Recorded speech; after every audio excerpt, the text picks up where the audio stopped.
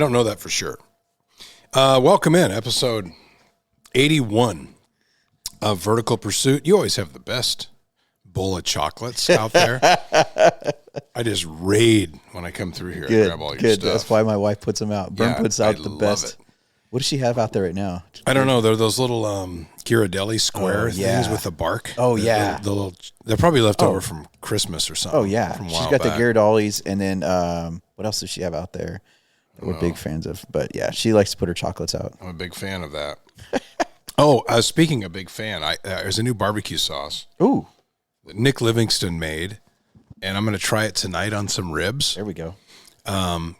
He's always messing with stuff like this and is a very good pit master and barbecue guy and chef. And so he was sending me pictures the other day. He's in his kitchen making a new barbecue sauce.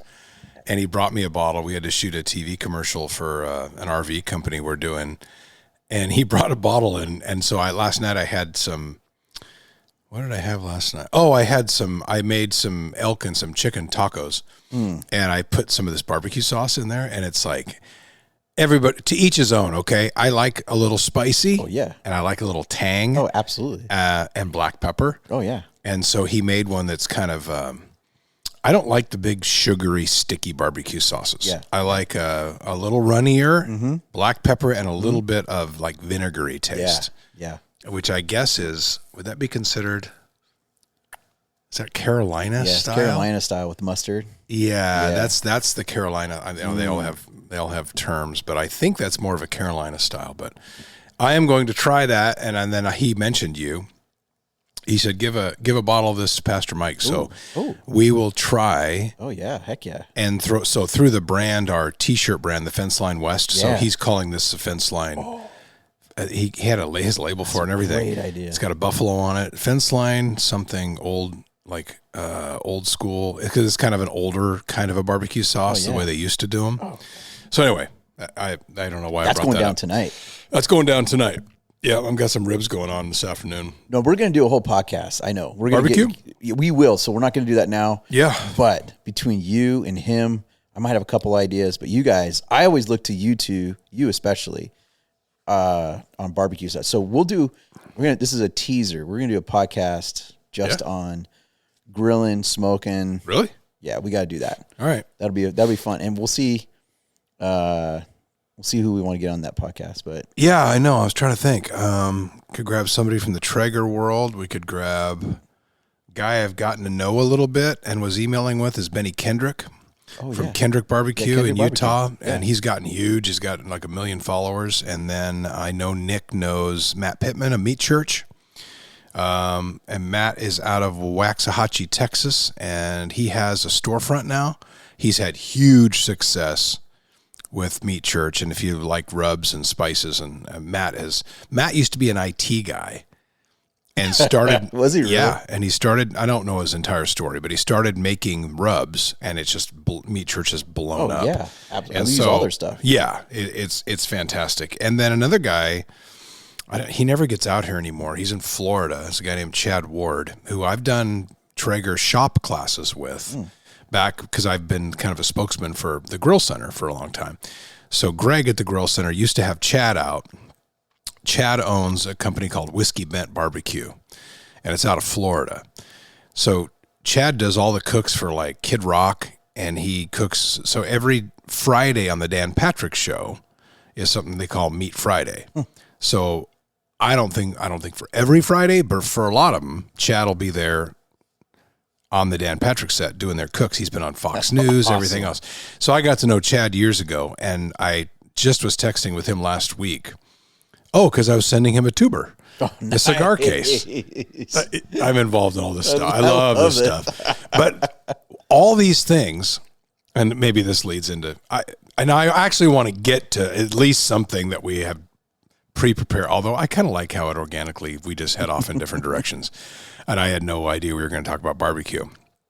But when you look across a lot of different and there's a lot of things that can apply to this, but I see, this connectivity, and you look at people, how maybe you own an Airstream, so there becomes a club where you all own the same Airstream, and really all you have in common is really this: you own the same travel trailer, but it becomes this club, and then you all have your stickers, and then you go to your.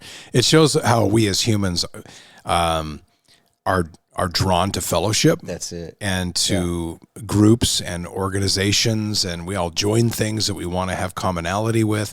Well, the barbecue world is really that way. It is, big time. And so rib cook-offs and competitions and all this.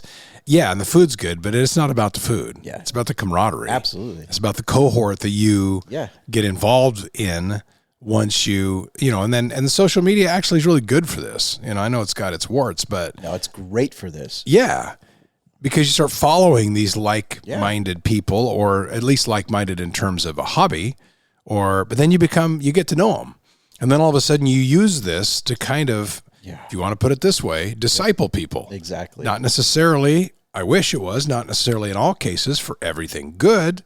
But there are some really good things that go along with this, that come with this. Absolutely. And you develop relationships with people you never would have met before, simply because you like grilling, or you like cars, or you like, you have a Ford truck club. You got to start a 72 Ford F100 club. Yeah, definitely. I did see your truck out front, and it's we've had some nice weather, so you've been out driving the truck. The plan later is today. Okay, we have talked a lot about in recent times about this men's group that we have. And so sometimes I gauge, which you spoke in Eugene recently too, where, I always want to pick your brain after those things, because I want to see what's the common theme of the day that is, the guys are talking about. And I don't want to set this up because I'm not going to anywhere huge on this first, but we're going through Luke in our men's group. And I know this is a stretch, but what I want to ask you about a little bit is this whole mystery around miracles, not just a mystery around miracles, but then something that we got caught into the other night, where we were talking about something that we couldn't figure out. And since you are a pastor, I need to ask you this, and maybe this will lead to other stuff. So then you'll see where I'm going on this, and it'll be a surprise, because with what I've started with, it has nothing to do with anything that I've talked about so far. So we're reading along, and I think we were in Luke 7 and 8. So in Luke 8:49, I don't think I even told you where I'm going with this. No. In Luke 8:49, it's right after Jesus had healed the woman that had touched his cloak, right? Yeah, okay. Yeah. He touches her cloak. It's a cool moment. He says, "Who touched me?" He felt power go out of his, and he said, "Because you had such faith, you are healed." So she was healed. Right on the heels of that, it doesn't even really finish that story. I mean, it kind of does, but I love this. In this stretch of Luke, there's all kinds of stuff happening. Boom, boom, boom, boom, boom. Someone comes running from the house of a synagogue official, which in itself is very interesting. Yep. And said, and it doesn't really say to who or whom, says, "Your daughter has died. Don't bother the teacher anymore. Leave Jesus alone. She's dead." And it's like they hadn't even, and Jesus is like, "What? I haven't even, what are you talking about?" Some girl died, and they're talking about it like as if they were going to it's almost like they're, and somebody who's more of a Bible scholar than me can probably figure this out. But I read through this, and I can't figure out who they're talking to. The only thing I figured out was they must have been talking to the parents who maybe came out to ask Jesus if he would come heal their daughter. And somebody else says, a synagogue official or the house of a synagogue official, or I can't figure out if the synagogue official is actually the parent of this child. They come running out and say, "Don't bother him anymore. She's dead. It's over. Leave him alone." Jesus hears this, and he says, "Don't worry about it. If you believe, she will be made well." So then Jesus takes Peter, John, James, and the girl's mom and dad, and he goes into the house. And her parents were weeping, as they would be, of course. And Jesus says to them, "She's not dead. She's just asleep." And it says they after that, which is also odd to me in the story, they began laughing at him after what he said because it was clear she was dead. So then Jesus tells her to rise, and she did. And then, now we get to my question. It was a lot of stuff I gave you to get to this point. With the parents amazed and obviously probably in celebration mode, Jesus tells them, don't tell anybody what happened here. When he had just, in the presence of all people, healed the woman who touched his cloak. Then back up a little bit into Luke 8:16. We're encouraged. This is the parable of not covering a lamp. Let others see the light. And then an actual quote, for nothing is hidden that shall not become evident. Nothing, no secret shall be not known and come to light. So basically, I'm not understanding here. When he's healing many, and even back up to Luke 7:22, Jesus is healing a bunch of people, and he says, go and report back to John what you have seen and heard. The blind receive light, the lame walk, the lepers are cleansed, the deaf hear. Yet we're shown in 4 or 5 instances, he tells people don't say anything about this.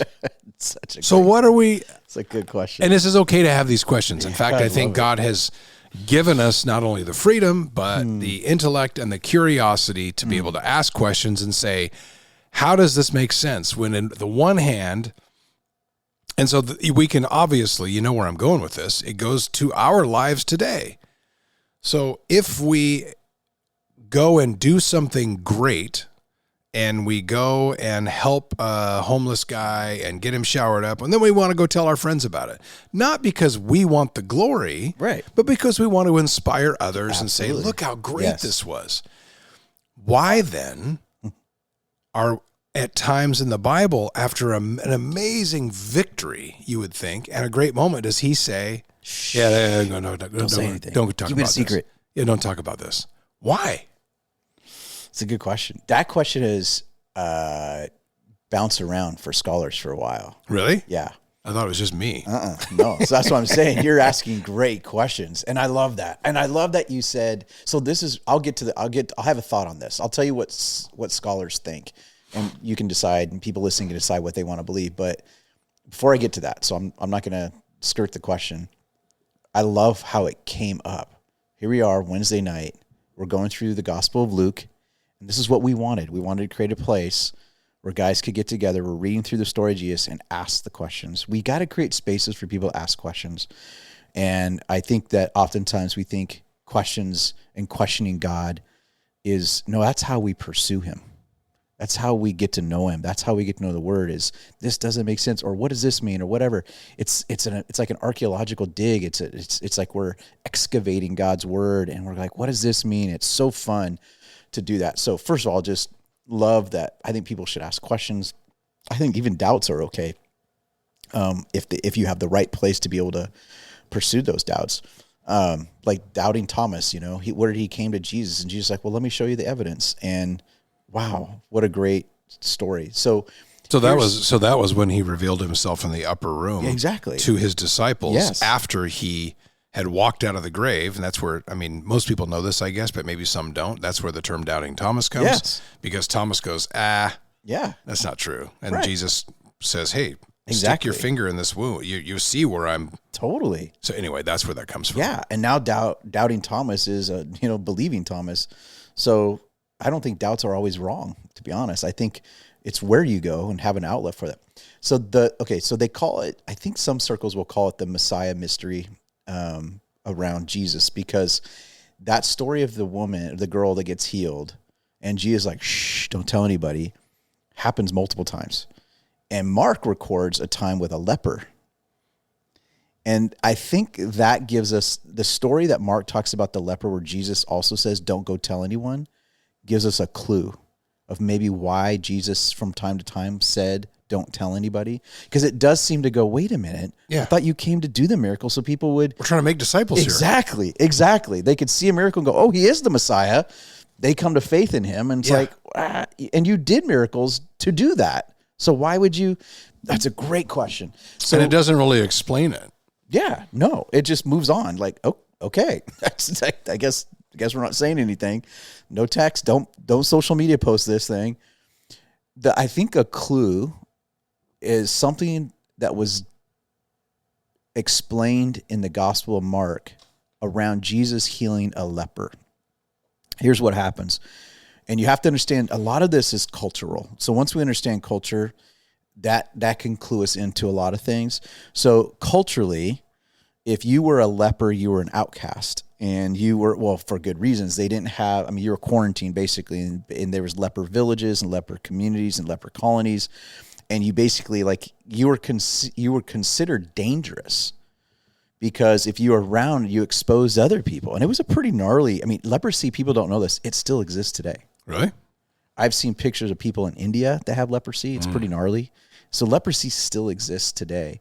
But back at the time of Jesus, man, it was gnarly, and it was kind of disgusting, and it was highly contagious. And so you would be quarantined and untouchable. And not only were you relationally quarantined, you were considered unclean.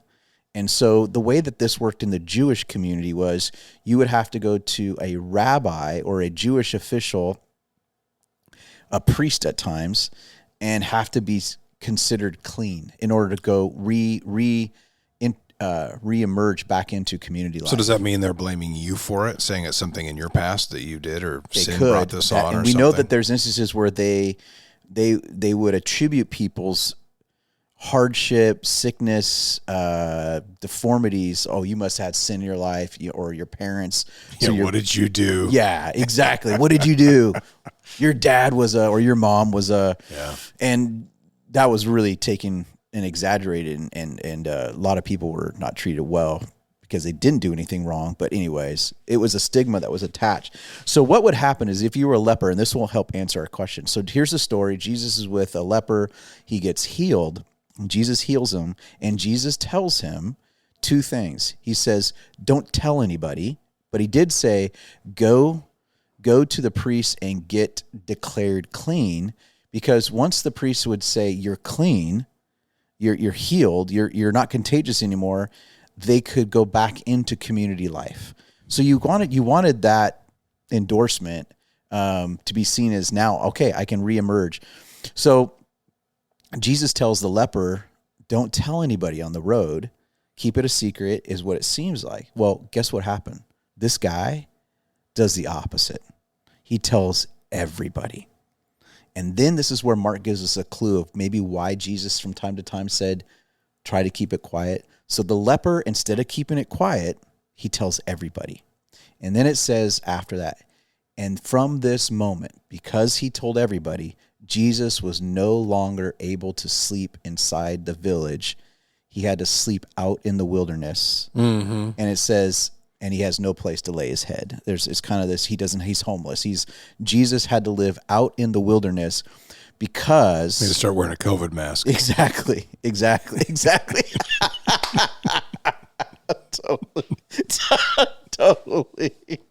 Totally. Like, okay, man, we all know too well what this looked like. Mm-hmm. So the crazy thing is this. Okay. So it says that Jesus, because this guy opened his mouth and told everybody, what happened was, and this is where the answer is, why would Jesus tell someone don't say anything? Because Jesus had a mission. His mission was to go into communities, and Jesus was going to heal people. And as he healed them, he was going to tell the kingdom is here, time to repent, the gospel, all of that. From time to time, Jesus didn't want the big crowds because he was going to focus on smaller encounters. Mm-hmm. He had a purpose to go, I'm going to go into this village. And so you see Jesus doing two things. He had big crowds and he had small encounters. What scholars believe is that Jesus, in some communities, there's only a few people here I'm supposed to meet. But you went and blabbed your mouth, and now I can't even live in this village. I can't even live here and do my ministry because you created such a frenzy of, now everybody wants to get healed.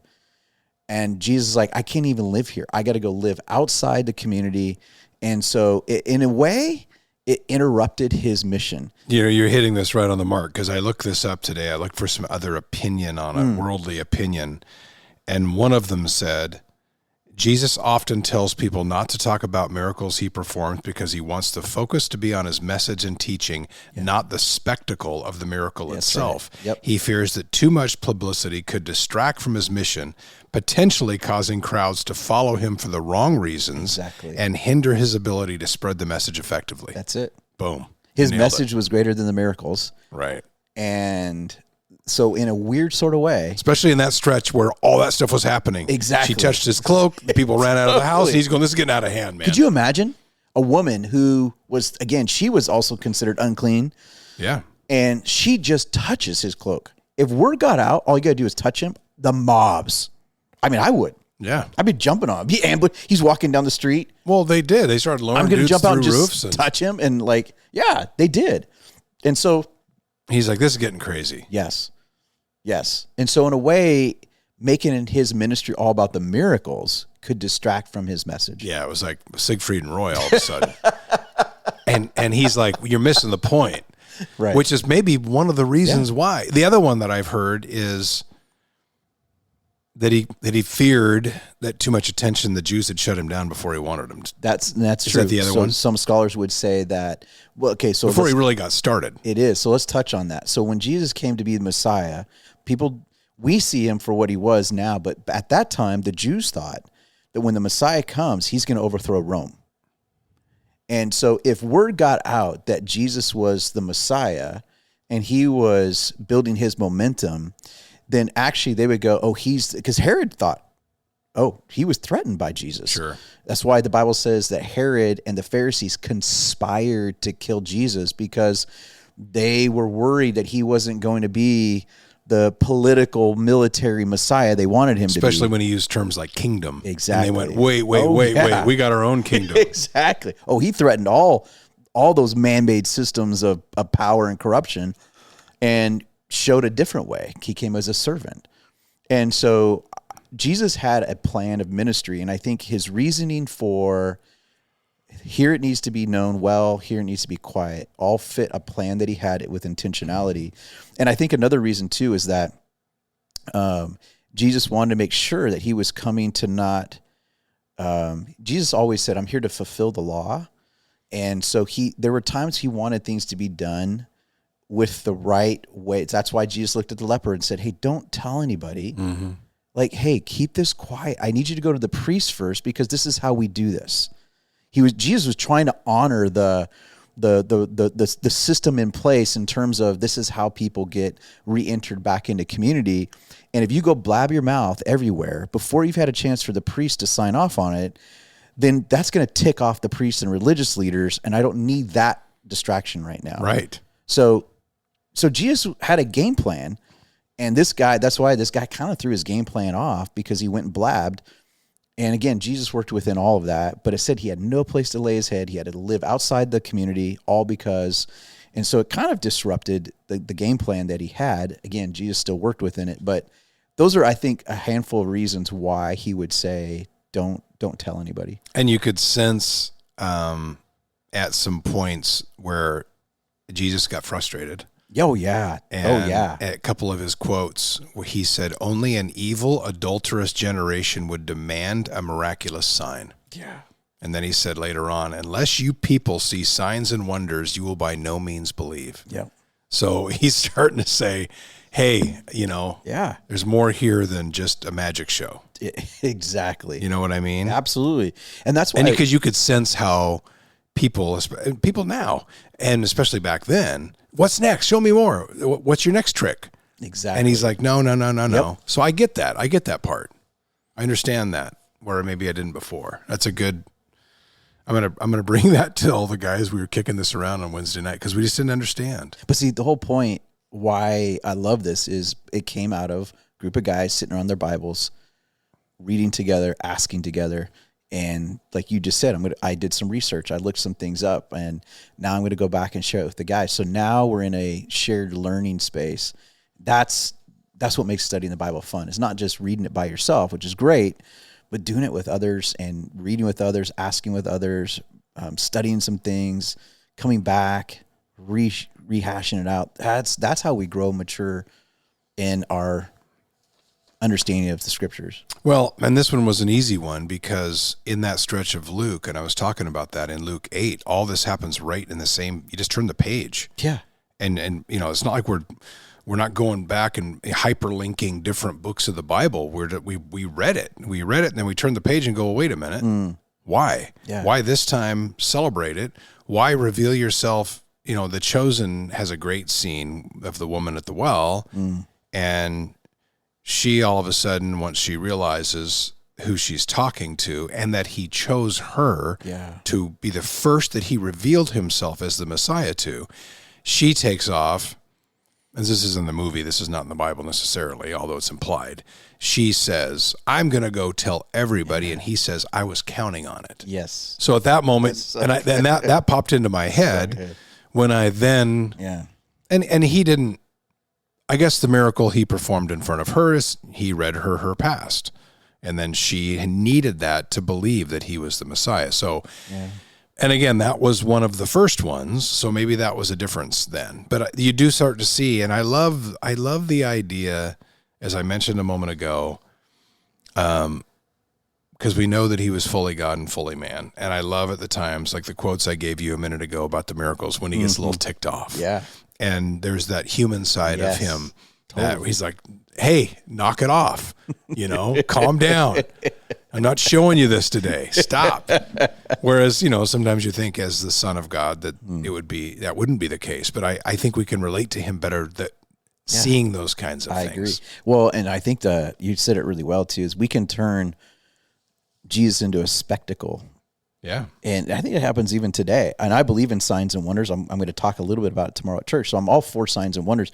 But when you ask about signs and wonders and miracles, they're kind of three different words. But signs and wonders, a sign is meant to point to something. It's what signs do. You know, a sign is called a sign for a reason. And so what we tend to do, though, is we worship the sign instead of the person who's the source of the sign. And we turned it into show me the next thing. And even like the word wonder, signs and wonders, the word wonder means for someone to be in awe, like, wow, you grabbed my attention. And I love in the book of Acts where it's in Acts 4, and it's right at the end where the church is praying. It says the Spirit of God poured out on them, and they were praying for signs and wonders and healing, things like that. And then the follow-up to that, it says, as the Holy Spirit poured out on them, they spoke the word of God with boldness. And then it says right after that they lived communally, and every person gave and contributed to the needs of each other. And it says that some even sold possessions, land, to take care of somebody else in need. In other words, what I'm connecting the thread is, and it says that the grace of God, and the word grace there is charis, gift, the gift of God, the grace of God, the extraordinariness of God, the supernaturalness of God showed up in the way that they were so generous and selfless with each other. And I think what made the early church so captivating and compelling was the way that they lived so generously and so lovingly and with others. Like they would literally go, man, you know what? Whatever I have belongs to God. And if it belongs to God, I'm going to use it for him to bless somebody else. We've talked about this before with some friends. Think about it this way. This is going to sound simple, but I'm going to attach it back to signs and wonders. If I have 4 lawnmowers, why do I need 4 lawnmowers? I don't need 4 lawnmowers. Why do I need 4 lawnmowers? You say, well, if you have 4 lawnmowers, I can share 3 of them and I have my own. Let me say, what if you just have 1 lawnmower? When I have the same mindset? Why do I need 4 to have the mindset of generosity? Why can't I be generous with the one I do have? And well, it's because we live in a culture where some things we share, but a lot of it is about self-preservation. It's about self-reliance. And so I need to have everything so I don't have to depend on anybody. Whereas it's like, no, you know what? I have a lawnmower. My buddy has something else I need. And we just kind of share stuff. We own it. Yes, it's my possession. It's in my possession. I own it, but I have it to share. I have a pickup truck. Great. If a buddy needs some help hauling something or he needs to borrow it, great. Like, it's God's, it's not mine. The reason I'm saying is they lived with such radical generosity and sharing of everything they had that it was awe-inspiring. That's my point was, so when you talk about something that the Spirit of God was doing that was supernatural, it was, we don't oftentimes think of that as like a miracle. We don't think of that as like a sign and a wonder. But the way you live, does it make people ask, why are they doing that? That's crazy. They're so generous. And I'm not saying because you got a ton of money. You're just generous because it's the way you live with the little things that you have. But you live in such a way that makes people ask the question, I've said, I don't know who's the source of this quote, but I love this quote. It says it this way: if I was arrested for being a Christian, would there be enough evidence to convict me? So I want to live in such a way that kind of draws the curiosity, draws the like, what the heck? The way that someone forgives, that doesn't make sense. That's crazy. Or the way that someone is generous, not with their wealth, but just with anything they have, makes other people go, what the heck? Scratching their head going, that's crazy. Well, that's a sign and wonder. It doesn't just have to be a limb grew back. It doesn't just mean that somebody couldn't walk and now they can. I believe in all those things. But I think what happens when we talk about signs, wonders, and miracles, we put too narrow of a definite, like a miracle, for instance. I think the greatest miracles is someone's heart change. Mm-hmm. That's one of the absolute greatest miracles is when you see someone whose heart has changed and they're, no longer acting selfish and narcissistic. Now they're compassionate, generous, or someone who is rebellious against God and now they're following him. And they just, the Bible talks about hard hearts becoming soft hearts again. I think a change of heart is one of the, if not the greatest miracles we see, but we don't tend to put that in the miracle category. And so I kind of live with kind of maybe a wider definition of a miracle as anything that's done by God's supernatural power. It's funny you say that, and it reminds me of the movie Bruce Almighty. Oh yeah, where it's a Hollywood movie and Jim Carrey and Morgan Freeman, but it is really good. And there's that moment when Jim Carrey is given God's powers, and he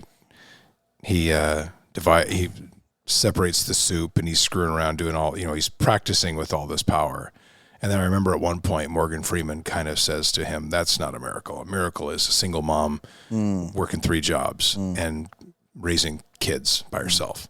So that's kind of what you're talking about. Because I think, yes. And I wanted to ask you about this when you brought up this mystery of miracles, because, and partly because I'm curious, because it's neat to think about and talk about, but as a pastor, you are, you've been involved in some pretty hairy stuff at times. Mm-hmm. You're a first responder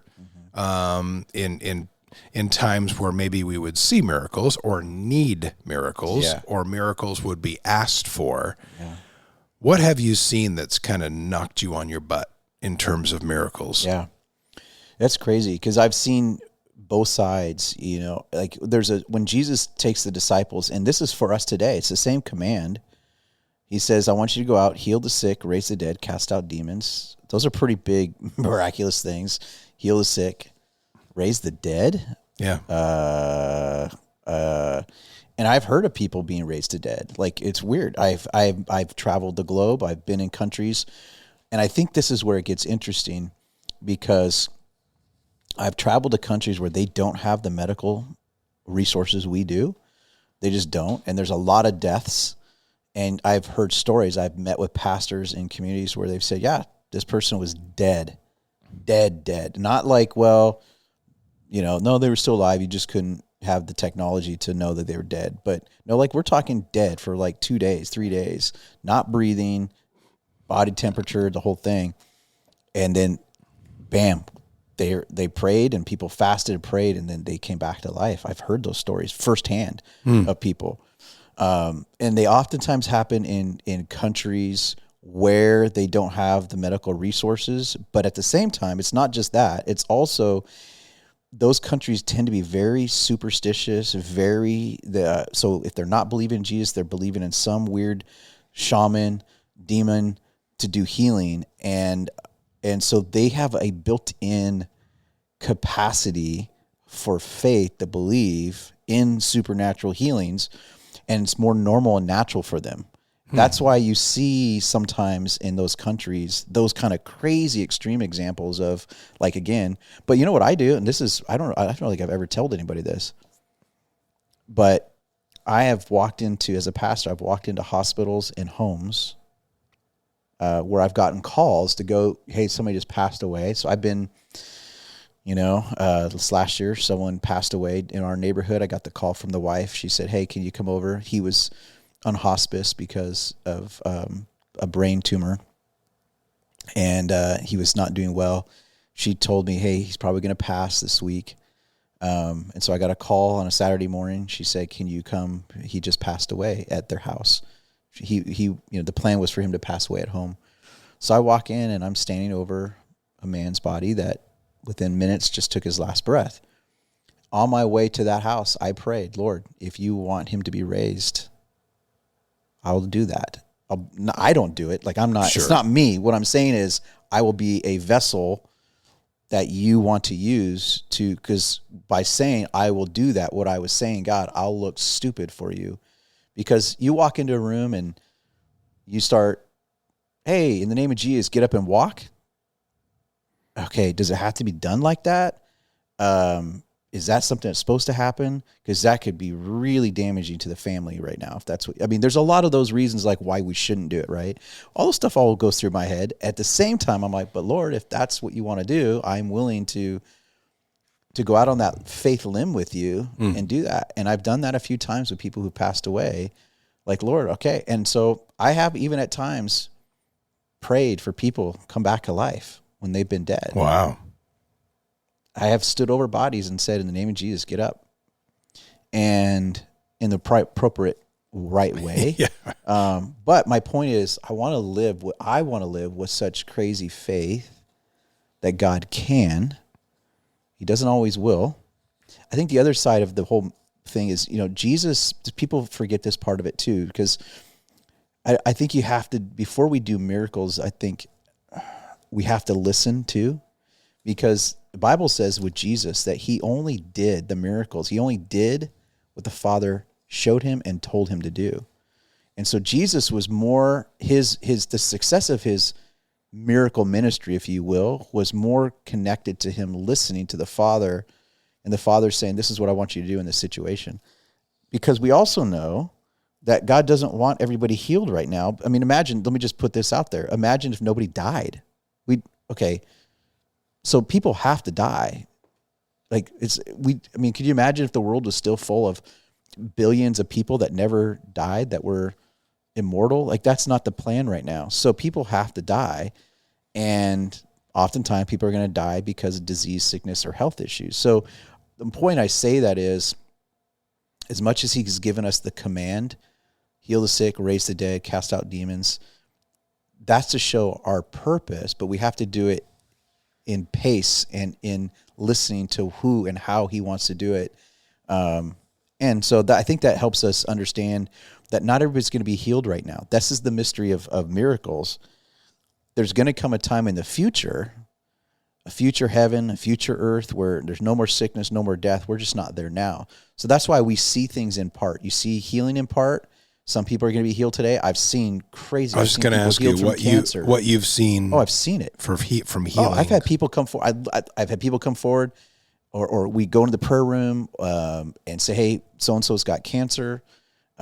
We need to pray for them. It's terminal." We pray. They go back to the doctor the next week. Gone. Nothing. I mean, doctors are going, "What?"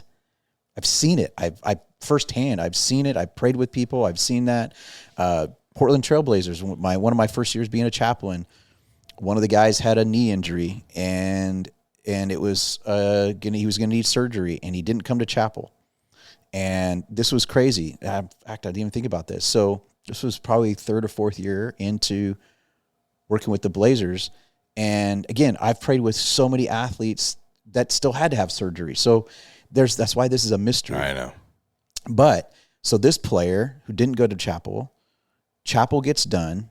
The trainer at the time, who was a Christian, we both know the trainer, encouraged this athlete to go get prayer because he was going to need knee surgery because he got injured.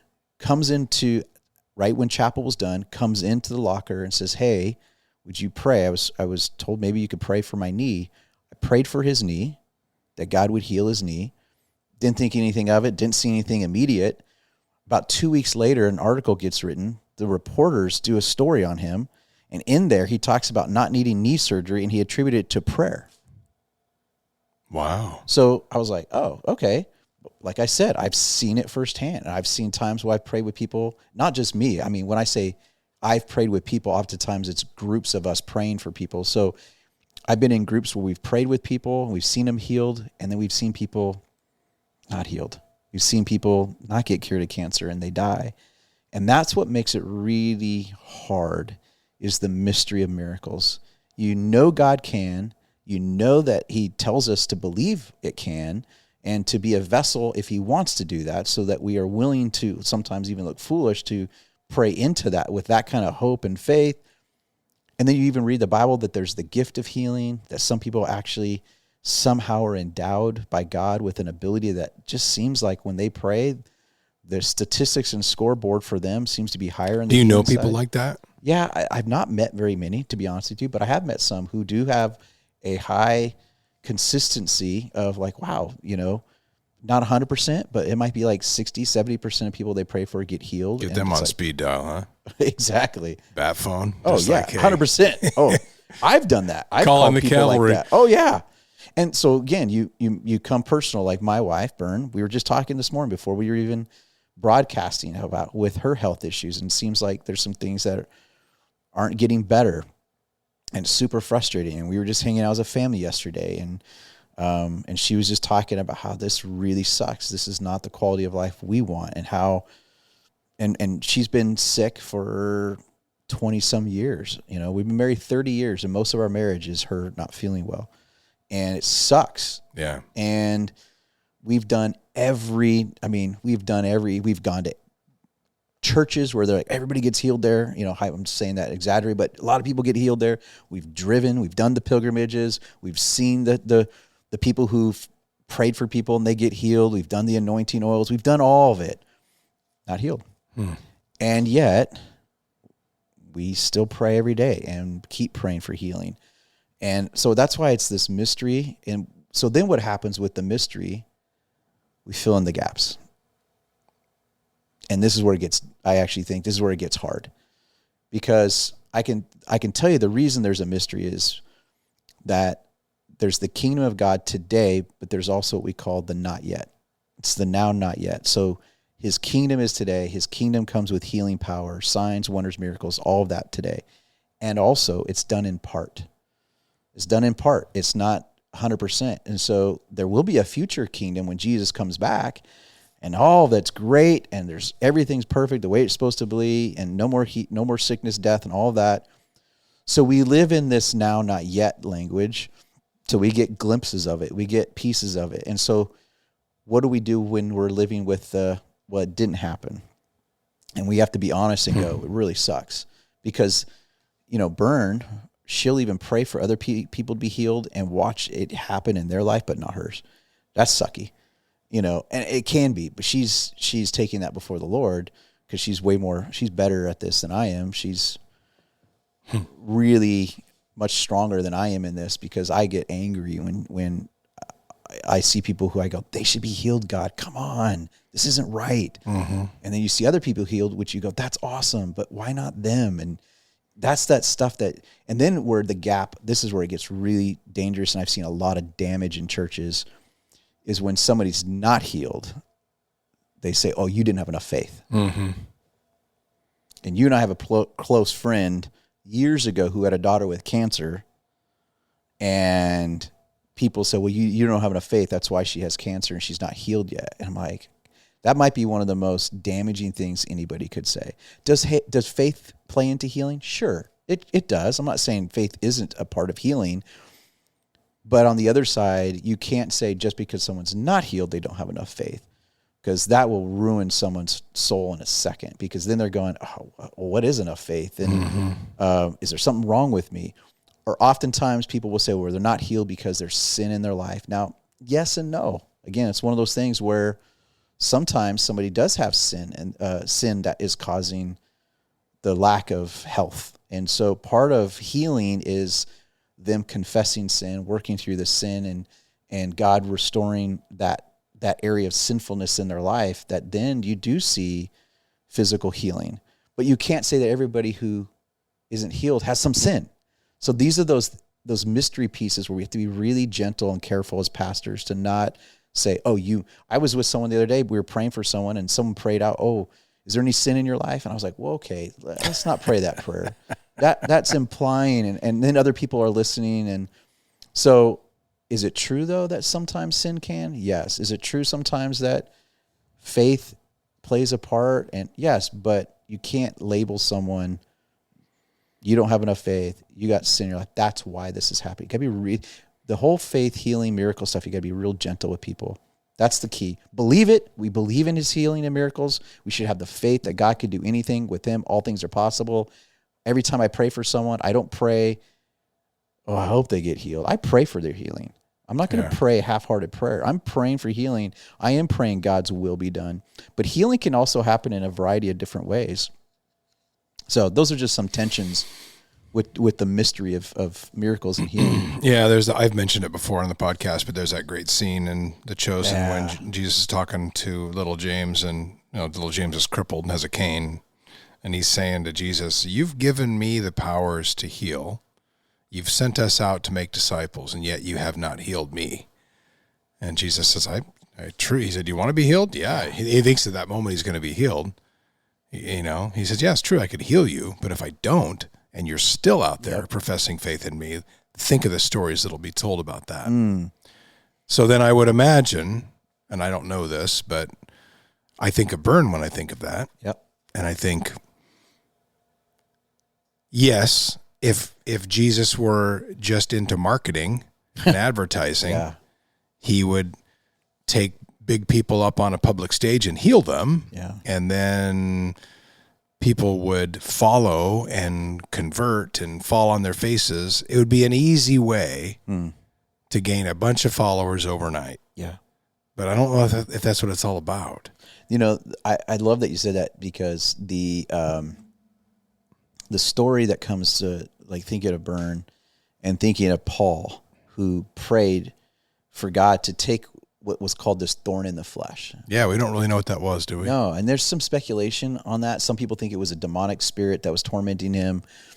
I think that is absolutely a plausible one. But we also know from Paul, so when he encountered Jesus on the Damascus road, he was blinded. Yeah. He was blinded. We know that that's a fact, because he had to get treated for his eyesight. He needed help to even function after that. It was such a powerful encounter with the glory of God. He was blinded. He kind of needed that, though, because this was Paul, who was a murderer of Christians. He needed that kind of strong presence encounter with God to help him go, whoa. And now look how effective he is. Well, some scholars believe that Paul, from that moment forward, always had sight issues. Mm-hmm. So was his thorn in the flesh that he was asking God to heal him or deliver him from a demonic spirit that was tormenting him, or was it like a physical ailment, i.e. blindness or something like that? Point of it is this, though. He prayed, and God's response was, I'm not going to deliver you or heal you from that, but my power is going to be great in your weakness.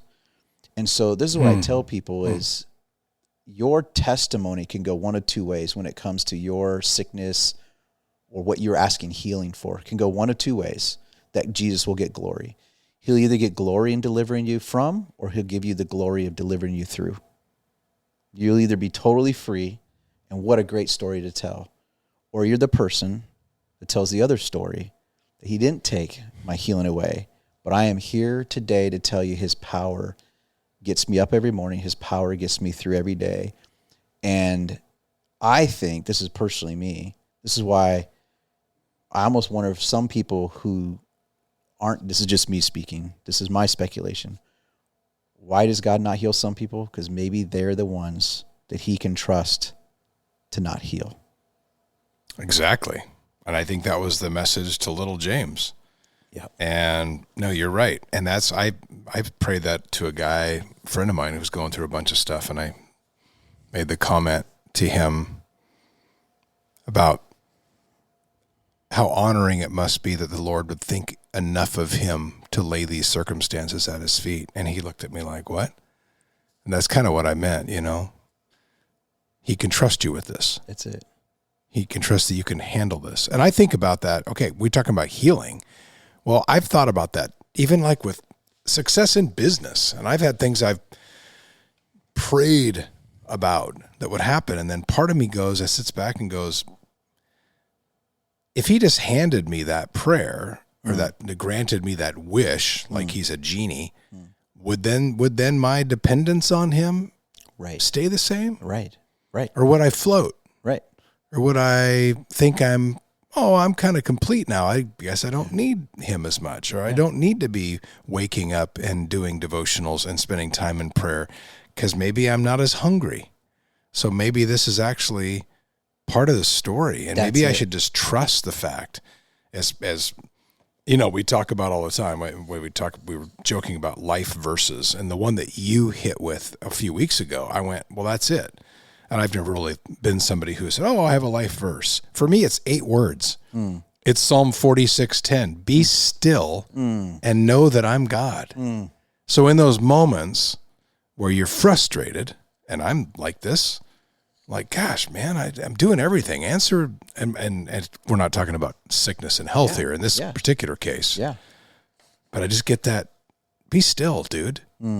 This is not, there's a reason for this. And I know that sounds like a cop-out answer, especially if you're cynical or maybe new to the faith or even questioning it, that somebody would answer it that way. But to me, it makes sense. Yeah. It's the only thing that makes sense. It's the only thing that makes sense. And that's where I think at the end of the day, we have to, and I know it sounds like a cop-out, but it's not. You have to trust God with the stories of our lives because nothing will always make sense the way that we want it to. It doesn't add up. And I also wonder too, if God, it's funny, when you look at the way Jesus did miracles, you said earlier, you got the woman who touched his garment. Well, he didn't even know it. No, he snapped around like, who did that? Who touched me? Who's this? Oh, okay. What's going on right now? And initially you think he's going to be ticked because he's like, who touched me? Exactly. Where's my security? And then you see another time where we talked about this the other night where the Roman soldier comes and wants his son to be healed. And Jesus goes, gosh, no greater faith have I seen than this Roman soldier. Yeah. Because this Roman soldier understands power hierarchy.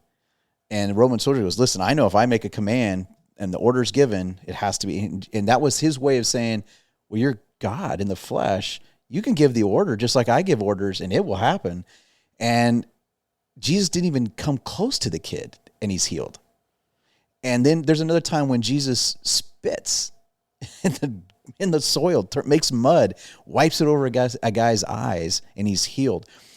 When you look at the variety of ways people are healed, I love it because it doesn't allow us to make healing a formula. This plus this plus this equals this, because I think that's what we would do, is we would actually go, how do I just make this happen so God becomes the genie? Right. You asked a question. And I'm gonna tell a story, then I'm gonna turn it back to you. Where have you seen God's healing, supernatural, whatever in your life? So I'm gonna let you sit on that while I tell a story, because you asked one of the most supernatural things I saw in my own life when I was climbing Mount Hood. And I told this to the guys down in Eugene the other day. I'm up at Mount Hood, long story short, we summit Mount Hood and I'm coming down, the ice axe slips out of my hand and I slide over 500 feet. Going towards a crevasse, and I'm going 1,000 miles an hour. All the laws of physics said I should have slid right into the crevasse and died. And I felt something grab me and stop me from sliding. And it stopped me just yards. I mean, probably maybe 100 yards in front of the crevasse. But I mean, I was headed as I'm falling down the mountain. I know where it's going. I can see it. And I knew I had thoughts were flashing through my eyes like, this is it. I'm going to die. The point I say that is I stood up again on the side of the mountain. I'm standing up. I should not have been the physics and the speed I was going, I should have kept sliding, but something grabbed me. I felt it. It was like an e-brake. That's the only way I can say it. Like there was an emergency brake, and all of a sudden I just parachuted. It's like something just grabbed me, and I stopped. I stood up. Well, this is my point. As I'm walking, there was a line of people, strangers, that were tethered in, walking up, and I had to pass them. They saw me fall. And every single one of them, I can hear it in my ear right now. Every single one said, "You're a walking miracle. You're a walking miracle. You're a walking miracle. You're a walking miracle." So I've seen in my own life, God supernaturally, miraculously intervened and preserved me from falling into that crevasse. So there's a miracle, crazy miracle. The reason I bring that up is because there's the tension again of that's an example of someone miraculously saved, but then, I come back to like my dad killed in a car accident. And why wasn't there a miracle there to preserve that? Again, here's that mystery of why are some people healed? Why are some people miraculously spared? I mean, there's all those layers and questions around that. And I think at the end of the day, the only place we can resolve that is going, God's got a purpose and plan that is unfolding in people's lives. And somehow, I sat in a room at a hospital with a guy that just went in, and I remember I was up at I think it was St. V's, and I walk in, and he just got admitted to the hospital. He was sitting up in his bed, he was laughing, he was doing great, couldn't wait to get out. He was going to get discharged in about a next day or so, and he was just getting treated for some stuff. He was feeling kind of off, and he had a little bit of a heart condition. But he was going to get discharged and go home. And I remember sitting there praying, and I heard this voice in my head saying, he's going to pass away. He's going to pass away. And I felt like the Lord was preparing that he's not going to be healed. And it was within weeks later, he died of his heart condition. And so I don't know why, looking back, I can understand why. In that moment, I'm like, God, why are you telling me this? But I think that in that case, that wasn't, I can say this, I don't think that was part of God's plan for him to be healed. And God was letting me in on that plan so that I could be prepared and kind of get ready to help the family and things like that. But that's where I think we just have to trust God in the mystery of that, which is really hard to do. Have you seen anything in your life? I was kind of thinking about it after you said that. More small things like we talked about initially. Stories. Certainly I've been told stories, but no, not, other than firsthand accounts. Our friend Jim, his wife had a weird, scary, sore thing on her hand, which looked really bad. And the doctors were, one of those really skin cancery, big, weird thing. And they prayed over her, and the next morning it was gone, like completely gone. There've been things like that, but no, and not even like I'm necessarily waiting for them. You hear enough stories, and so I don't know. I wanted to ask you about it because you get these stories brought to you, and you get to participate in them to some degree, and then. So to me, the search in this and the curiosity at times isn't the miracle that happens. It's the times that they don't, and the reasons then why, and then what's the backstory? What's happened since that miracle didn't happen, or since that huge prayer with all those people was prayed and it wasn't answered? Yeah, that is honestly where my curiosity goes, and then trying to piece together maybe the reasons why it didn't happen or why it wasn't answered. So, I think I'm humble enough at those times to try to search for those reasons. Now, does it mean that I rest easy in it and I'm happy when it happens to me? No, but I can look at others and go, okay, that makes sense. Totally. And you hear those stories and it does make some sense. I think, and that's why you just have to, you do hear I've heard crazy things. It's so exciting to believe that God can do anything. And like I said earlier, I think it's the whole point of this is walking very lovingly, gently with people through their hardships, because we know the ache for that. And like I said, sat in a room with a guy who had a pretty big deal happen in his life. And the guy was like, you must have sin in your life. And I was like, but it's true, because we talked about this in our group recently about how confess your sins one to another so that you can be healed. Yeah. And so, no, it's true. Like sometimes if there's a pattern of unrepentant sin in your life, it can contribute and manifest into areas that you need to be healed.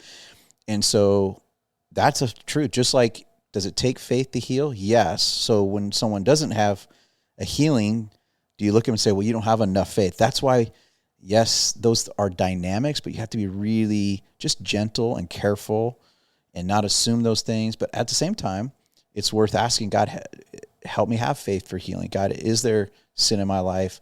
Maybe there is, but be very humble, careful how you walk those things out.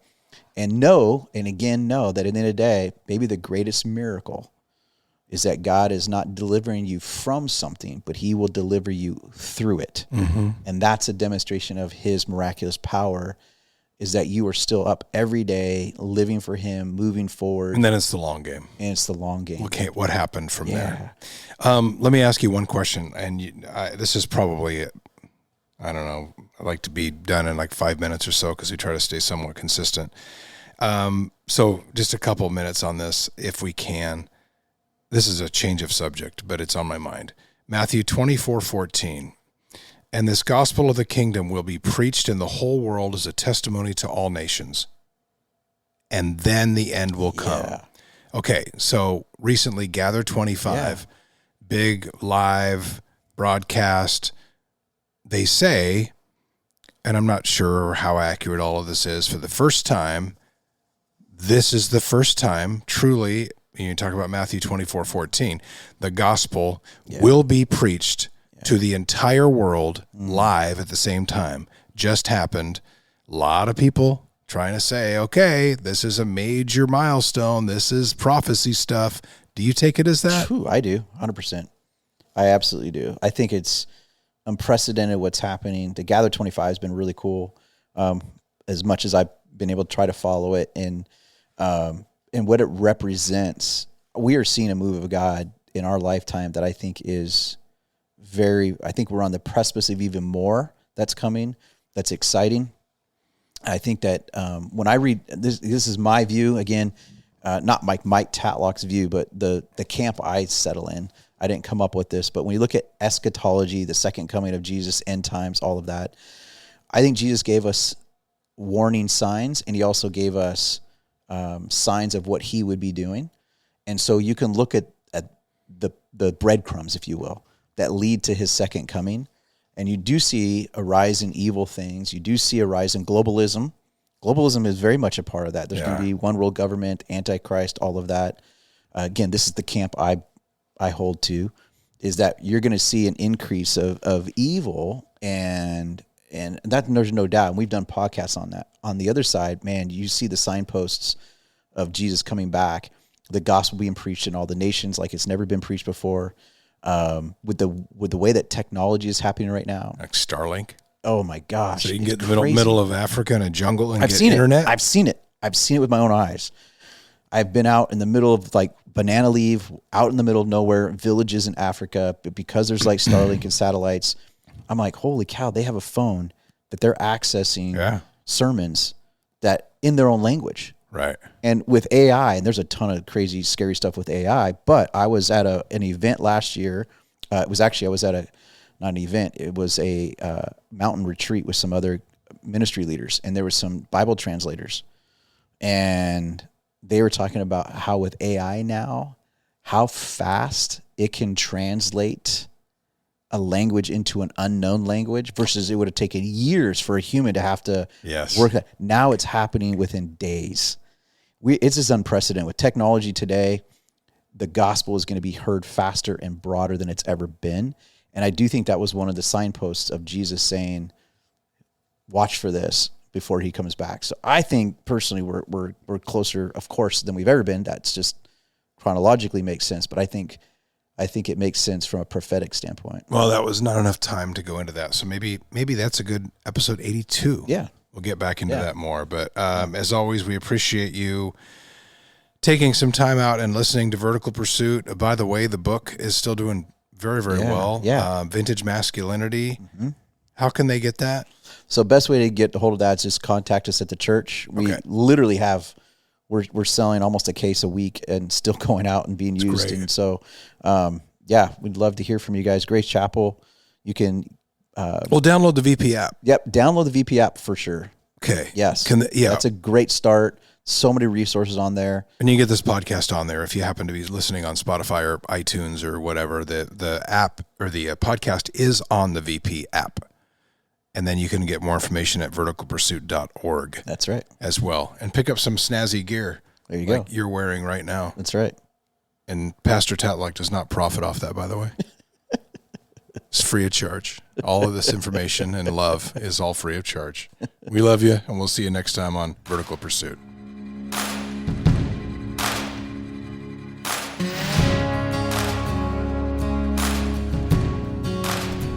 We invite you to subscribe to our podcast, comment, or message us, and check out our website at verticalpursuit.org. Download the VP app and check us out on Instagram, Twitter, and Facebook.